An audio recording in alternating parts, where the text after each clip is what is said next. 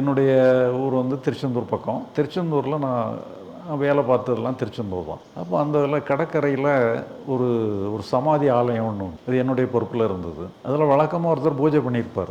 அவர் வந்து ஏதோ ஒரு வாரம் லீவில் போயிட்டார். அதனால் அந்த அந்த கோயிலில் கொஞ்சம் தங்கியிருக்க சாதுக்கள் தங்கியிருப்பாங்க. அப்போ அதில் தங்கியிருந்த ஒரு சாது, அவர் வயசு 80 இருக்கும். அவரை ஒரு வாரம் நீங்கள் மட்டும் பூஜை வைங்களேன்னு சொல்லி அவர்கிட்ட சொல்லி அவரை பூஜை வச்சுக்கிட்டு இருந்தார். அப்போ அவர்கிட்ட ஓய்வு நேரத்தில் அவருடைய அனுபவங்கள், ஏன்னா அவரும் ஆன்மீக தேடலில் இருக்கிறாரு, வயசு 80 ஆச்சு.